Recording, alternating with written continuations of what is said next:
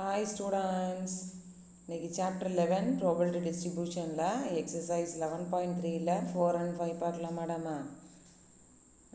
5th question பாருங்க. சமவாய்ப்பு மாறி x இன் நிகழ்தகவு அடர்த்தி சார்பு if x is the random variable with PDF f of x is given by f of x is equal to x plus 1 minus 1 less than or equal to x less than 0 minus x plus 1 0 less than or equal to x less than 1 0 otherwise find the distribution function of f of x பரவல் சார்பு capital F of x ராமது. Second one வந்து probability of minus 0.5 less than or equal to x less than or equal to 0.5. சரியா? So இதோட solution பார்க்கலாம். First நம்ம என்ன கண்டுபிடிக்க போகிறோம்னா பரவல் சார்பு கேபிட்டல் F of x, அதாவது குமுலேட்டிவ் டிஸ்ட்ரிபியூஷன் ஃபங்க்ஷன் தான் நம்ம கண்டுபிடிக்க போகிறோம். சரியா?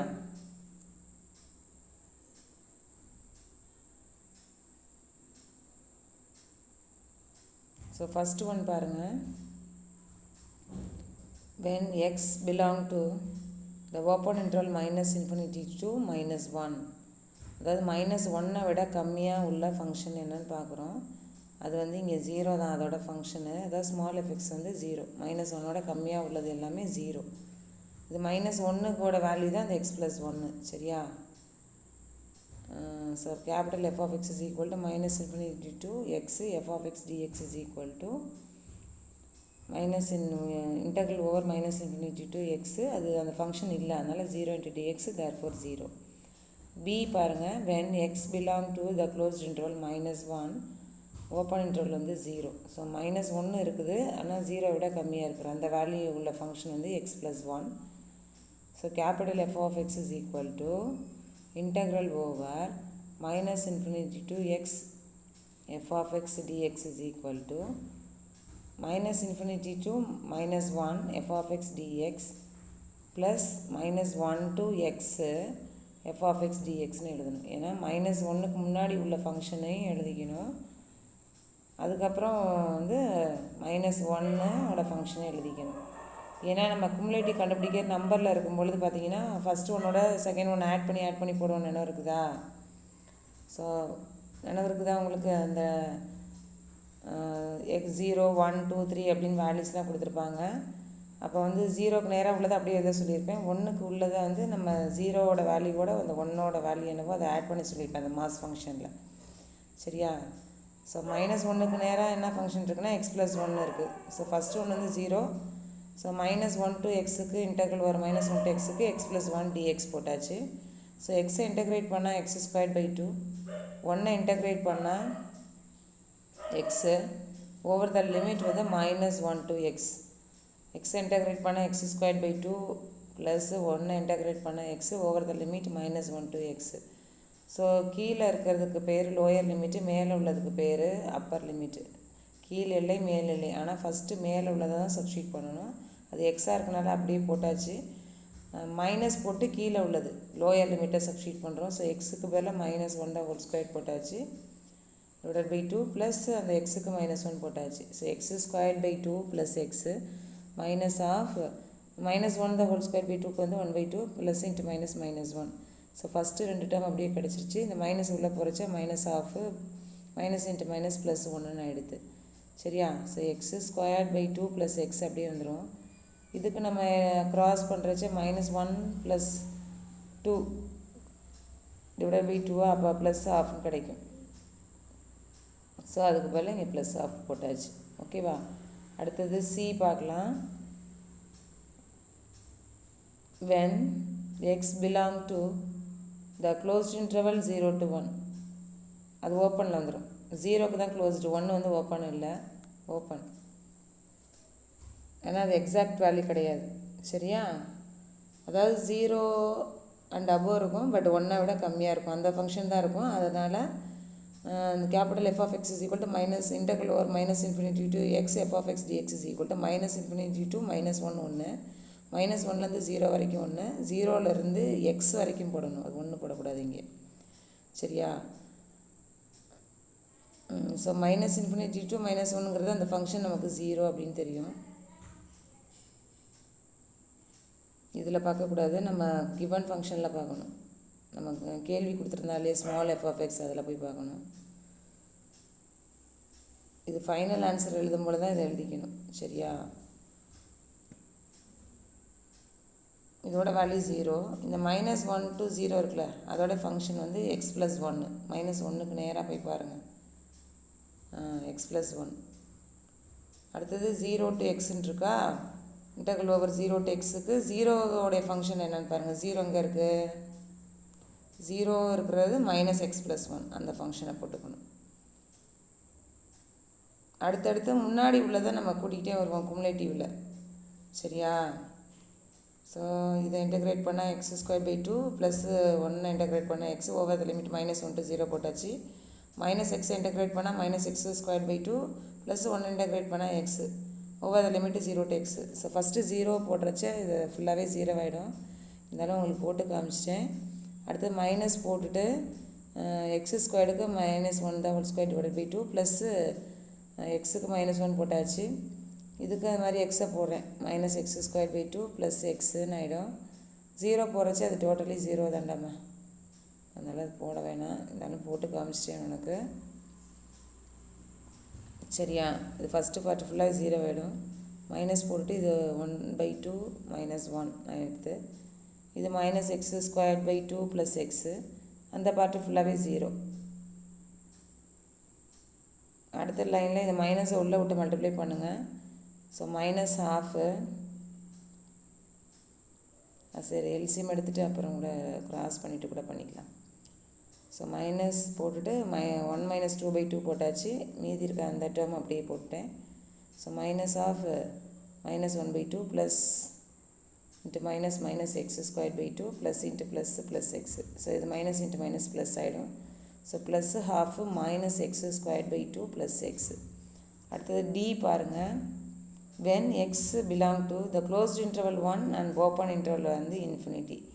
So capital F of x is equal to -∞ to x f of x dx is equal to -∞ to -1 f of x dx plus -1 to 0 f of x dx plus 0 to 1 f of x dx plus 1 to x f of x dx or infinity அது போட்டுக்காச்சு. ஃபஸ்ட்டும் லாஸ்ட்டும் 0, ஏன்னா -1 விட function கிடையாது, 1 and அபோவுக்கும் function கிடையாது, அதுக்கு 0 தான். So இந்த in between -1 to 0க்கு வந்து x + 1 dx, 0 to 1க்கு -x + 1 dx. ஓகேவா? இதுக்கும் 0 தான், ஏன்னா 1 அண்ட் அபோவ் இருக்குது பார்த்தீங்கன்னா, அதுக்கு வந்து இந்த ஃபங்க்ஷன் ஃபுல்லாகவே 0 தான். ஃபஸ்ட்டும் லாஸ்ட்டும் 0, இன்பிட்வீன் மட்டும் தான் இருக்கும். பாருங்கள், -1க்கு முன்னாடி இல்லை ஃபங்க்ஷன், அதனால் 0. அதர்வைஸ்னால் 1 விட அது 1ங்கிற ஃபங்க்ஷனுக்கே இல்லை இல்லையா, அதுக்கும் 0. ஸோ இந்த இன்பிட்வீன் உள்ளது -1 to -1ஓட அதிகம், பட் 0ஓட கம்மிக்கு அது போட்டாச்சு x + 1ன்னு. சரியா? 1 0 விட அதிகமாக இருக்கிறதுக்கும் போட்டாச்சு. 0 விட அதிகம் பட் 1 விட கம்மிக்கு -x + 1 போட்டாச்சு. ஸோ அதை இன்டெகிரேட் பண்ணுங்கள். So x² / 2 plus X over the limit -1 to 0 -x² / 2 plus X over the limit வந்து 0 to 1. ஸோ 0 அது 0 போட்டால் 0 விட நல்லா விட்டுட்டேன். மைனஸ் போட்டுட்டு எக்ஸுக்கு வந்து -1² / 2 ப்ளஸ்ஸு எக்ஸுக்கு -1 போட்டாச்சு. இதில் மைனஸ் வெளியில் இருக்குண்டாமா, எக்ஸுக்கு வந்து 1 தானே கொடுக்கணும். ஸோ மைனஸ் போட்டு 1² / 2 ப்ளஸ் 1ன்னு போட்டிருக்கணும். 0 போகிறச்சு அது ஃபுல்லாகவே 0 ஆகிடுது, அதனால் விட்டுறேன். ஸோ இது -1² +½ ப்ளஸ் இன்ட்டு -1 போட்டாச்சு. இந்த இடத்துல -½ + 1 வந்துருக்கணும் உண்டாமா. இப்போ தான் கண்டுபிடிச்சிட்டு அது வந்து சைனை மாற்றிருக்கேன். சரியா? ஏன்னா 2 வருது பாருங்கள், ப்ராபபிலிட்டியோடைய ஆன்சர் வந்து 1 தான் வரணும். இதை பாருங்கள். ஸோ அந்த மைனஸை வெளில வச்சுட்டு +1², அப்போ 1/2ன்னு வந்துடும். வெளியில் இருக்க மைனஸ் இந்த -½ ஸோ +½ -½ மாறிடுச்சு. ஸோ இது ரெண்டுமே -½ இருக்குது. அப்போயா ரெண்டுமே மைனஸ் ஆஃபாக இருக்கும் பொழுது நமக்கு -2/2ன்னு வரும். ஏன்னா டினாமினேட்டர் வந்து சேம். அப்போ நியூமரேட்டர் வந்து -1 -1னா -2/2ன்னு வரும். இது 1 + 1 வந்து 2. ஸோ 2 - 2/2. ஸோ 2/2 வந்து 1. ஸோ 2 - 1 வந்து 1 அப்படின்னு கிடைச்சிடுது. ஓகேவா? தேர்ஃபோர் இந்த ஃபங்க்ஷனை இப்போ எடுத்து எழுதிடுவோம். டேப்லேஷனில் போடும்பொழுது நம்ம அந்த ஃபங்க்ஷன் எடுத்து எழுதுவோம் இல்லையா? cumulative distribution function.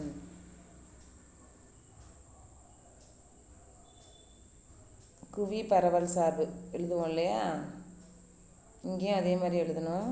So first one 0 for X less தென் -1, அதாவது -1ஓட கம்மியாக இருக்கிறதுக்கு 0. அடுத்தது x² / 2 + x + 1/2. அதுக்கு -1 less than or equal to x less than 0. அடுத்து -x² / 2 + x + half. அதுக்கு 0 less than or equal to x less than 1. அடுத்த ஃபங்க்ஷன் வந்து 1 less than or equal to x less than infinity அப்படின்னு கூட போட்டுக்கலாம். ஓகேவா? So இதுதான் இப்போ நம்ம இந்த ஏபிசிடி அப்படின்னு கண்டுபிடிச்சோம் இல்லையா? -∞ to -1. -1 விட ஸ்மால், அதோடைய ஆன்சர்ஸ்லாம் 0. அதனால தான் அந்த இடத்துல போட்டாச்சு. அடுத்த -1லேருந்து 0 வரைக்கும் உள்ளது தான் அந்த பியில் கண்டுபிடிச்சது. Closed interval -1 open interval 0. அதோடைய ஆன்சர் இந்த x² / 2 + x + half. அதான் அங்கே எழுதியிருக்கேன். அடுத்தது 0 and above but 1 less than 1. அதான் க்ளோஸ்ட் இன்டர்வல் 0 ஓப்பன் இன்டர்வல் 1. அதோடைய ஆன்சர் தான் ½ -x² / 2 + x.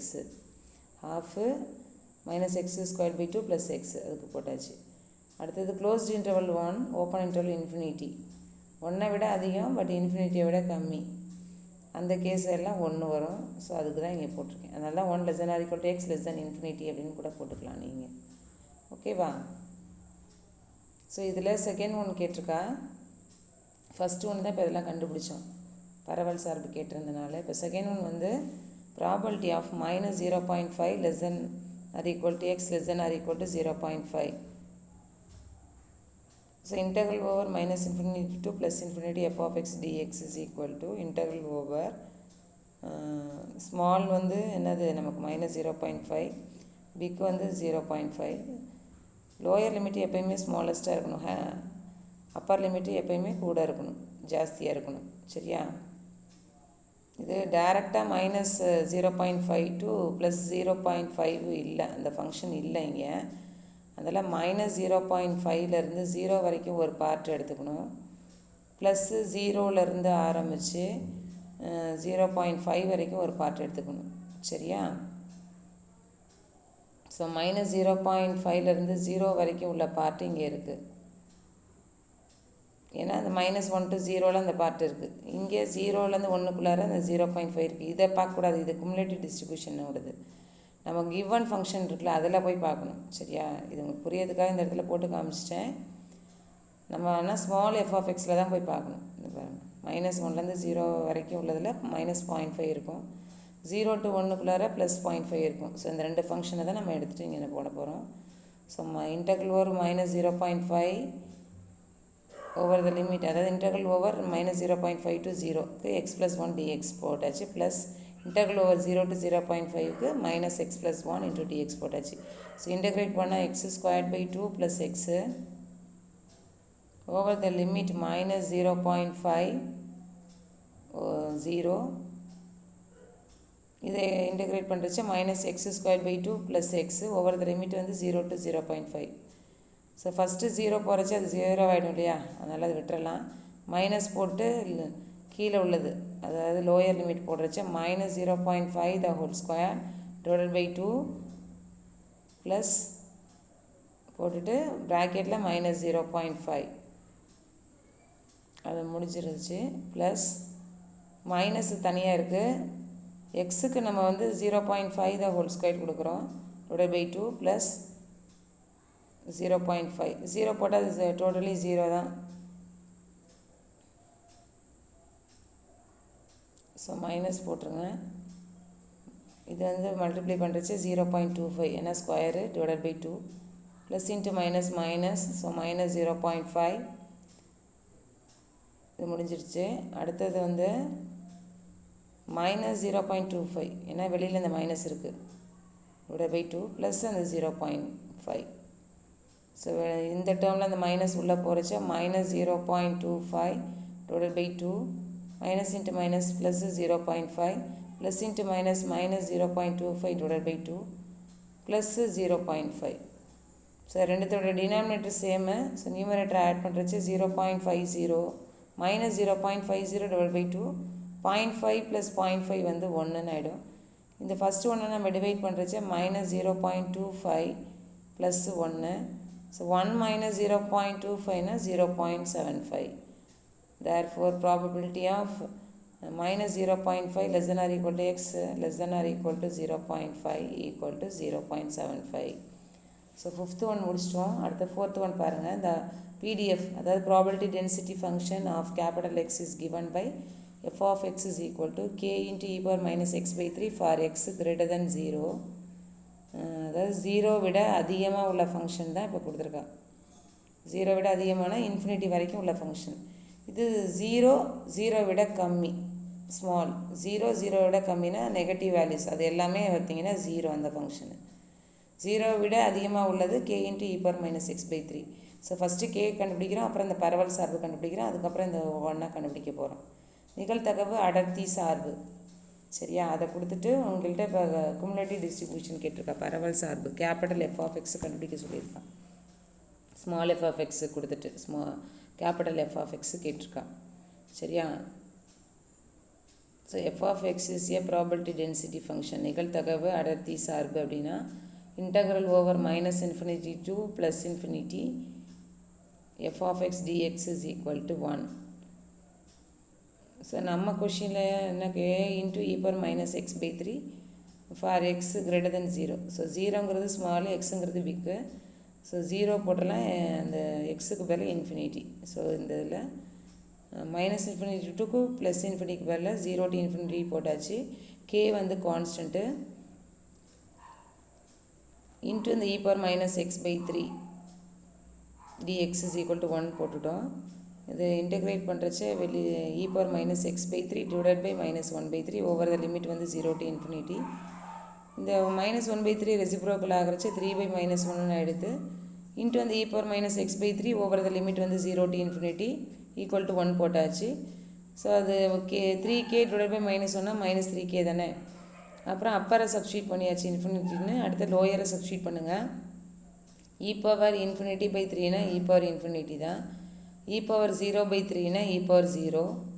So e power infinity அப்படின்னா அதோட வேல்யூ வந்து 0. e power 0னா அதோட வேல்யூ வந்து 1. ஸோ வெளியில் அந்த மைனஸ் 3k அப்படியே தான் இருக்குது. ஃபஸ்ட்டு ஒன்னோடது e power infinity-ங்கிறனால அதோட வேல்யூ 0டாமா. e power 0ங்கிறனால அதோட வேல்யூ 1 equal to 1. So minus 3k into minus 1 இருக்குது. So plus 3k equal to 1னா k ஈக்குவல் டு 1/3டாமா.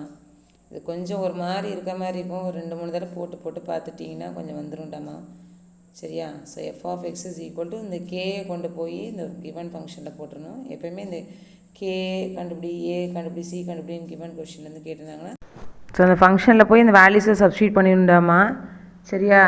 டிஸ்க்ரீட்டாக இருந்தால் அதுக்கு பேர் வந்து ப்ராபபிலிட்டி மாஸ் ஃபங்க்ஷன் அப்படின்னு பேர். கண்டினியூவஸாக இருந்தால் அது ப்ராபபிலிட்டி டென்சிட்டி ஃபங்க்ஷன் பேர். நமக்கு வந்து இப்போ கண்டினியூஸ் ஃபங்க்ஷன் அதனால் இது ப்ராபபிலிட்டி டென்சிட்டி ஃபங்க்ஷன். அதனால தான் ஃபஸ்ட் லைனில் நான் வந்து PDF அப்படின்னு போட்டிருப்பேன் சரியா. மாஸ் ஃபங்க்ஷனாக இருந்தால் sigma f of x is equal to 1. இது கண்டினியூஸ் ஃபங்க்ஷனால் தான் interval over minus infinity to plus infinity f of dx is equal to 1 அப்படின்னு போட்டோம் சரியா. இப்போ டிஸ்ட்ரிபியூஷன் ஃபங்க்ஷன் பரவல் சார்போட ஃபார்மில் வந்து capital f of x is equal to probability of capital X less than or equal to small x. So இதில் first one பார்க்குறோம். when x belong to the open interval minus infinity to 0 closed interval, when x less than or equal to 0 விட ஸ்மாலாக உள்ளது நம்ம பார்க்க போகிறோம். அதோட function நம்ம கேள்வியிலே வந்து இல்லை 0 தான். So capital f of x is equal to integral over minus infinity to x f of x dx is equal to integral over minus infinity to x.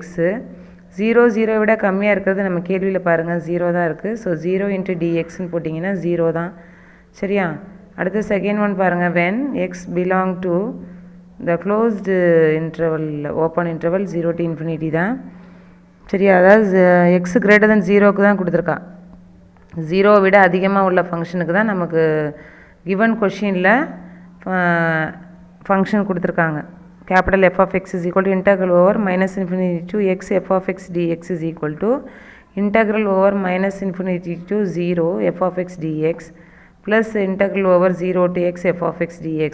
அதாவது 0 விட முன்னாடி உள்ளது என்னன்னு எழுதணும், அப்புறம் தான் 0 அண்ட் அபோவ் எழுதணும் இல்லையா? நம்ம குமுலேட்டிவ் கண்டுபிடிக்கும் போது டிஸ்க்ரீட்டில் பார்த்தீங்கன்னா முன்னாடி உள்ளதில் ஒவ்வொன்றா கூட்டிகிட்டே வரும் அடுத்தடுத்து.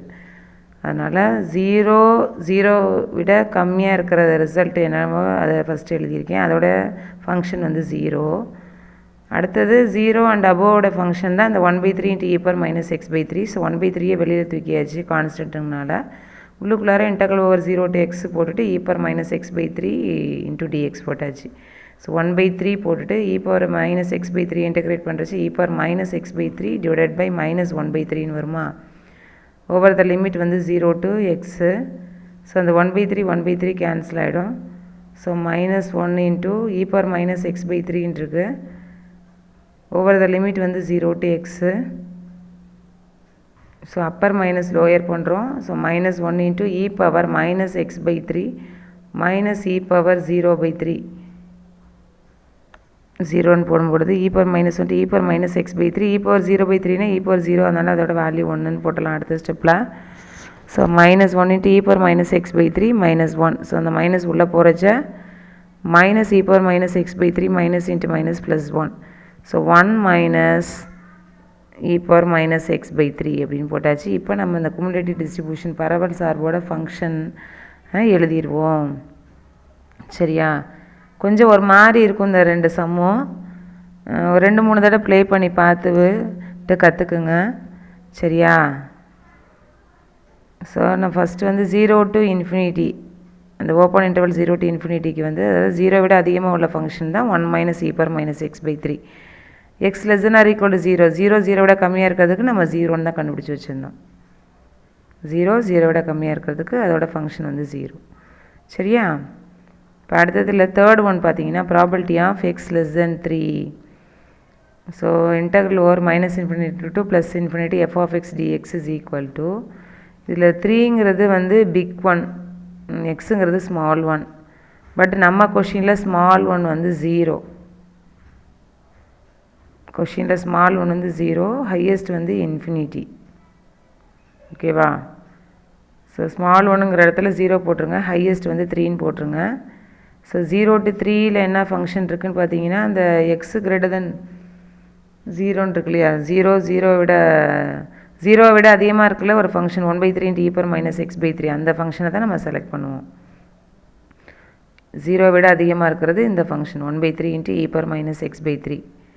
ஸோ அந்த 1/3 into e power minus x/3 into dxன்னு போட்டுருங்க. அந்த 1/3 கான்ஸ்டன்ட்டு வெளில வச்சுக்கோங்க. e power minus x/3 integrate பண்ணால் e power minus x/3 divided by minus 1/3 over the limit வந்து 0 to 3. ஸோ இந்த 1/3 கேன்சல் ஆகிடும். ஸோ மைனஸ் 1 இன்ட்டு 3 சப்ஸ்டியூட் பண்ணுவோம் ஃபஸ்ட்டு அப்பரை e power minus 3/3 minus 0 substitute பண்ணுங்கள் e power minus 0/3. So minus 1 into e power minus 1 minus e power minus 0. So minus 1 into e power minus 1 e power 0னா அதோட value வந்து 1. So இந்த minus 1 உள்ளே போகிறச்ச minus e power minus 1 minus 1 into minus 1 plus 1. So 1 minus e power minus 1. So 1 minus 1/e இப்படின்னு எழுதிடலாம். அதாவது 1/a அப்படின்னா a பவர் மைனஸ் 1 அப்படின்னு எழுதுவீங்க. அது மாதிரி e பவர் மைனஸ் 1 1/e அப்படின்னு எழுதியாச்சு.